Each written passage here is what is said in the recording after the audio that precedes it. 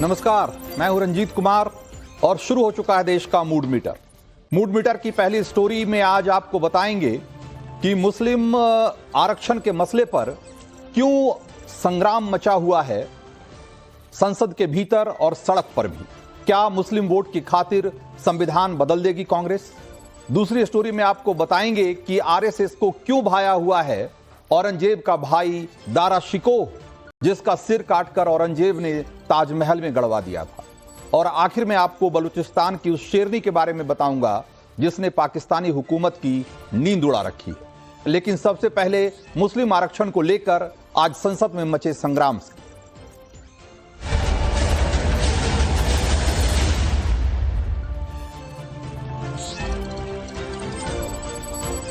तो क्या कांग्रेस मुस्लिम आरक्षण के लिए संविधान में बदलाव कर देगी?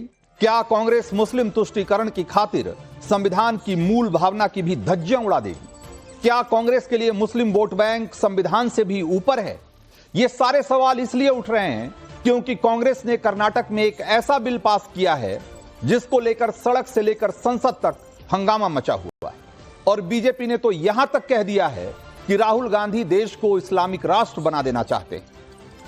और ऐसा इसलिए कहा जा रहा है कि कभी हाथ में संविधान की कॉपी लेकर, कभी संसद के अंदर गले में तख्तियां लटकाकर राहुल गांधी और कांग्रेस नेता बड़े बड़े दावे करते रहते हैं कि बीजेपी संविधान बदल देना चाहती है, बीजेपी आरक्षण खत्म कर देना चाहती है, बीजेपी धर्म के आधार पर देश को बांट रही है। लेकिन अब कर्नाटक में कांग्रेस सरकार के उप मुख्यमंत्री ने खुद कह दिया है कि मुसलमानों को आरक्षण का लाभ दिलवाने के लिए कांग्रेस संविधान भी बदलने को तैयार है। दरअसल कर्नाटक में कांग्रेस सरकार ने संविधान की मूल भावना के खिलाफ जाकर मुसलमानों को आरक्षण देने का एक बिल पास किया है। इसके जरिए सरकारी ठेकों में मुसलमानों को 4% आरक्षण दिया जाएगा और अब 2 करोड़ तक का कोई भी ठेका होगा तो उसमें मुसलमानों के लिए 4% रिजर्वेशन होगा। लेकिन बात यहीं खत्म नहीं हो जाती। कांग्रेस को अगर मुस्लिम आरक्षण देना है तो उसे संविधान बदलना पड़ेगा। और कर्नाटक के उप मुख्यमंत्री डीके शिव कुमार ने एक इंटरव्यू में दावा किया है कि कर्नाटक में सरकारी ठेकों में आरक्षण मुस्लिमों को आरक्षण देने के लिए एक पहला कदम है और भविष्य में मुस्लिम आरक्षण देने के लिए वो संविधान में बदलाव भी करने को तैयार है। ऐसे में कांग्रेस से सवाल पूछना तो बनता है। पहला सवाल ये कि जब धर्म के आधार पर आरक्षण गैर संवैधानिक है तो फिर उसे कर्नाटक में मुस्लिम आरक्षण वो कैसे दे सकती है? और दूसरा ये कि जब ओबीसी कोटे के तहत पहले से ही पिछड़े मुसलमानों को आरक्षण मिल रहा है तो अलग से धर्म के आधार पर आरक्षण क्यों देना है? इन सारे सवालों का जवाब तलाशेंगे। लेकिन पहले यह देखिए कि डीके शिव कुमार के संविधान बदल देने के बयान पर आज संसद में कैसे जबरदस्त हंगामा हुआ। बीजेपी ने कांग्रेस पर आरोप लगाया कि वो बाबा साहेब अंबेडकर का संविधान बदलने पर उतारू है, जिसके बाद कांग्रेस बैकफुट पर आ गई। संसदीय कार्य मंत्री किरण रिजिजू और नेता प्रतिपक्ष मल्लिकार्जुन खड़गे के बीच तो कहासुनी हो गई। आप पहले मुस्लिम आरक्षण पर सड़क से लेकर संसद तक मचे सियासी घमासान की कुछ हाइलाइट्स देखिए और फिर आपको बताऊंगा कि बीजेपी पर संविधान बदलने का जो आरोप कांग्रेस लगाती रही है, अब वो मुसलमानों को आरक्षण देने के लिए संविधान बदलने पर क्यों खुद उतारू।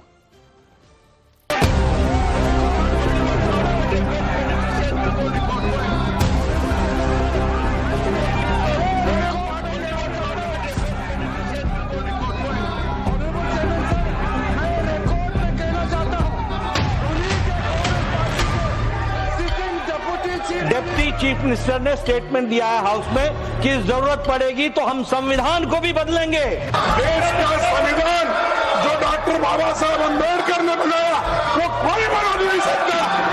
आज कांग्रेस फिर मुस्लिम रिजर्वेशन का बात उठा करके बाबा साहब का संविधान का इज्जत को इन्होंने मिट्टी में मिलाने का काम कर। राहुल गांधी ने तय कर लिया है अगर उनकी सरकार सत्ते में आई तो भारत को इस्लामिक राष्ट्र बनाने की है। गिरिराज सिंह अनाप शनाप बकते हैं तो सोच मोदी जी की होती है क्या?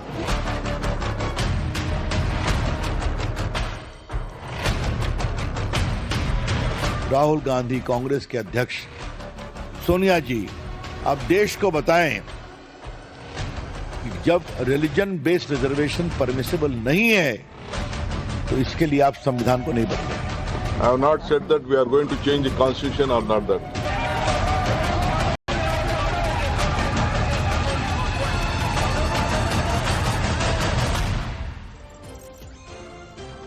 तो कर्नाटक में मुस्लिम आरक्षण पर कांग्रेस पार्टी अब बुरी तरीके से फंसती हुई नजर आ रही है। बीजेपी कह रही है कि कांग्रेस संविधान की इज्जत नहीं करती और कांग्रेस कह रही है कि उसने संविधान बदलने की कोई बात कही ही नहीं और इसकी वजह यह है कि संविधान धर्म के आधार पर आरक्षण की इजाजत नहीं देता। संविधान के अनुच्छेद 15 और 16 में स्पष्ट लिखा गया है कि केवल धर्म के आधार पर आरक्षण नहीं दिया जा सकता, लेकिन अल्पसंख्यकों और पिछड़े समुदाय के लोगों को आरक्षण देने में धर्म का जो आधार है उस पर कोई भेदभाव भी नहीं किया जा सकता। सुप्रीम कोर्ट ने साल 1992 में यह फैसला दिया था कि कोई सामाजिक समूह पिछड़ा है तो उसे पिछड़ा वर्ग माना जाएगा। इसके लिए धार्मिक पहचान से कोई मतलब नहीं। इसीलिए मुसलमानों को धर्म के आधार पर कोई आरक्षण नहीं मिलता, लेकिन उन्हें पिछड़ेपन के आधार पर उसी तरह आरक्षण का लाभ मिल रहा है जैसे हिंदुओं में पिछड़ी जातियों को मिलता है। आप सोचिए, माफ करिएगा,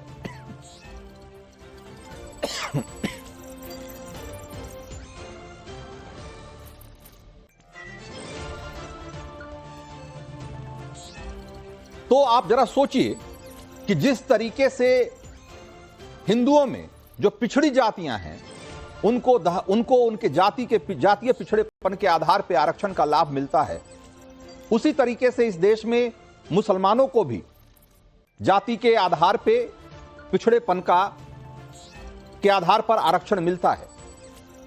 और सिर्फ कर्नाटक में नहीं बल्कि पूरे साहब वो आदमी जिनको कहा देश का संविधान बदलने वाले हैं, देश का संविधान जो डॉक्टर बाबा साहब अम्बेडकर ने बनाया वो कोई बदल नहीं सकता। रिजर्वेशन भी कोई खत्म नहीं कर सकता और उसकी रक्षा के लिए हम कन्याकुमारी से कश्मीर तक हमने पूरा भारत जोड़ो यात्रा की। ये भारत तोड़ो करने वाले ये सब रिजर्वेशन के धक्के उठाने वाले। तो जैसा कि मैं बता रहा था कि इस देश में जिस तरीके से हिंदू जातियों को सामाजिक पिछड़ेपन के आधार पर आरक्षण का लाभ मिलता है, उसी तरीके से मुस्लिम जातियों को भी पिछड़ेपन के आधार पर उनको आरक्षण का लाभ मिलता है। लेकिन कांग्रेस की जिद यह है कि मुसलमानों को धर्म के आधार पर आरक्षण दिया जाए और इस देश का संविधान इसकी इजाजत नहीं देता। और आज जब डीके शिवकुमार ने यह बात सरेआम मंच से कह दी और जब उनको घेर लिया गया इस बयान पे पूरी कांग्रेस पार्टी को, तो पूरी कांग्रेस बैकफुट पर है। और खड़गे ये कह रहे हैं, जैसा कि अभी आपने सुना, उनके बयान से पता चल रहा है कि जो डीके शिवकुमार को एक तरीके से पहचानने से ही इनकार कर रहे हैं कि ये कौन आदमी है जो ऐसा बयान दे रहा है, उनके बयान से पल्ला झाड़ रहे हैं।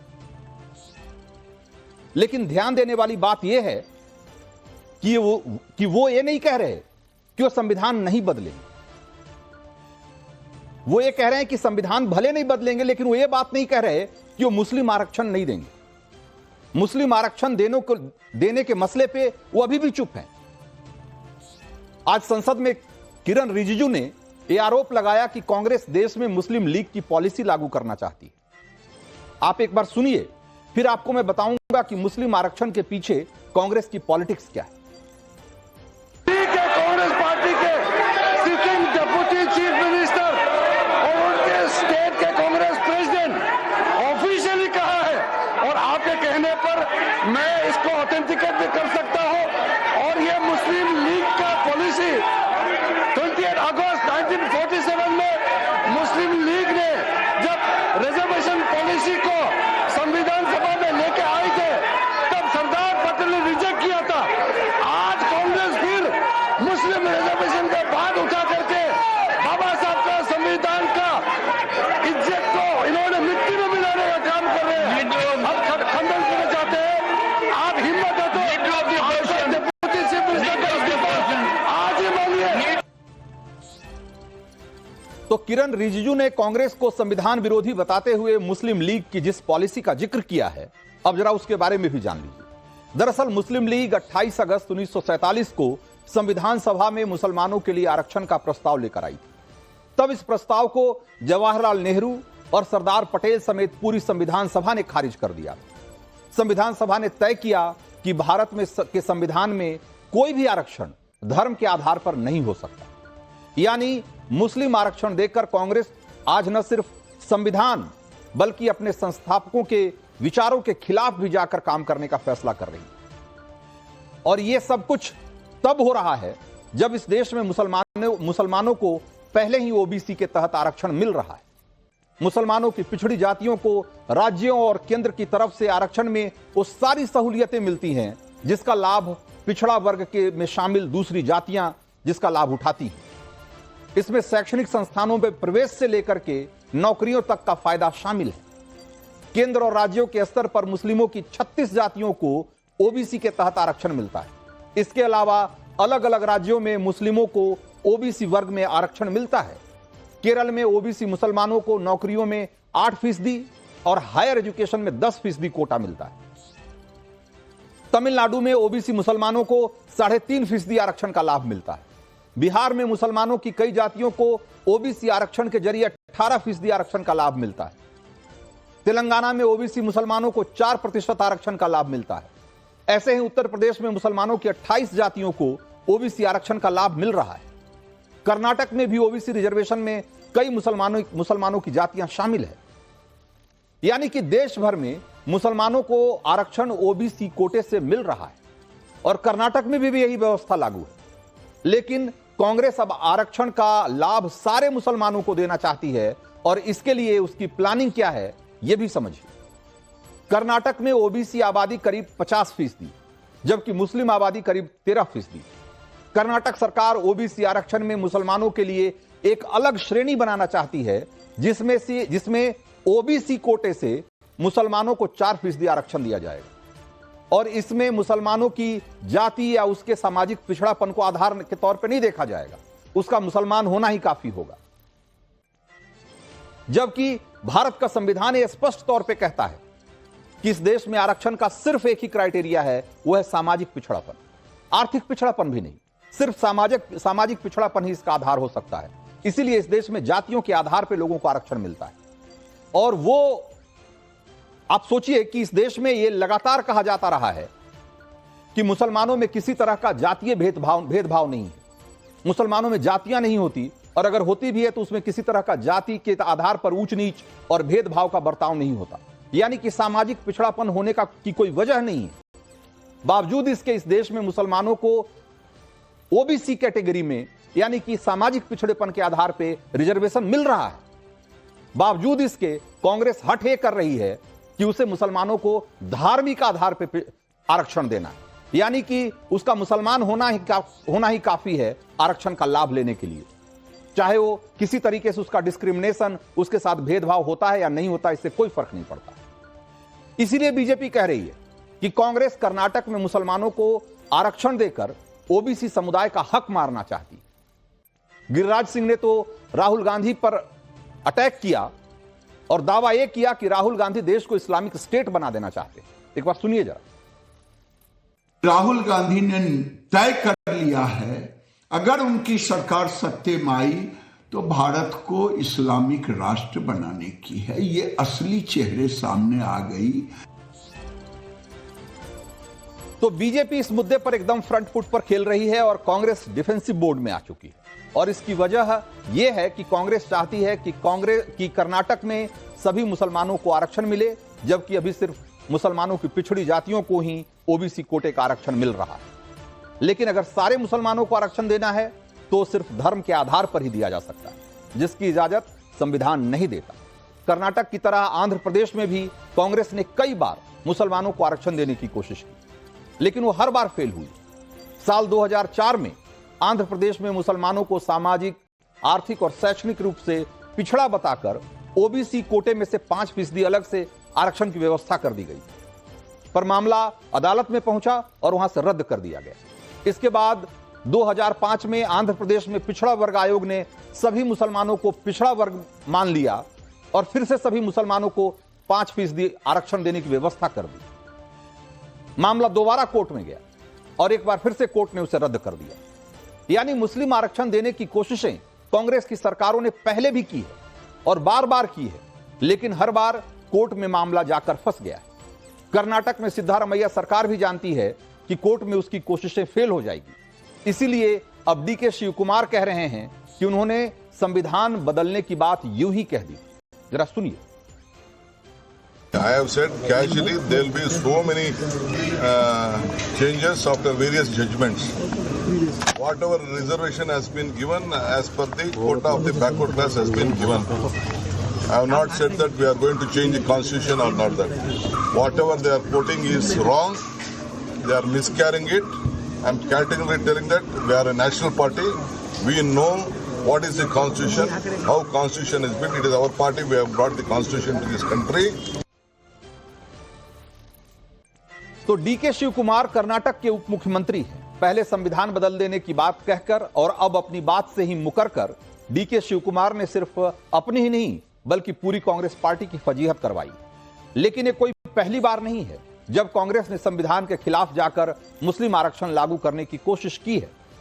2011 में मैंने तो पहले आपको बताया कि कैसे राज्य सरकारों ने, कांग्रेस की राज्य सरकारों ने यह कोशिश की कि मुसलमानों को धर्म के आधार पर आरक्षण अलग से दिया जाए। लेकिन सिर्फ राज्यों ने नहीं बल्कि केंद्र सरकार में जब कांग्रेस की सत्ता थी तब भी एक कोशिश हुई। 2011 में यूपीए सरकार के दौरान जामिया मिलिया इस्लामिया यूनिवर्सिटी में मुस्लिम आरक्षण लागू हुआ था और इसी तरीके से 1981 में भी कांग्रेस सरकार ने अलीगढ़ मुस्लिम यूनिवर्सिटी में मुस्लिम आरक्षण की शुरुआत की थी। जबकि ये दोनों संस्थान सरकारी हैं, इसके बावजूद वहां मुस्लिम आरक्षण लागू किया गया, जबकि एससी, एसटी, ओबीसी को आरक्षण से बाहर कर दिया गया। तो ये कोशिशें लगातार होती रही है कांग्रेसी सरकारों की तरफ से कि संविधान की मूल भावना के खिलाफ जाकर मुसलमानों को अलग से धर्म के आधार पर आरक्षण दिया जाए, बावजूद इसके कि उनको इस देश में वैसे ही आरक्षण मिल रहा है जैसे हिंदुओं की पिछड़ी जातियों को मिल रहा है।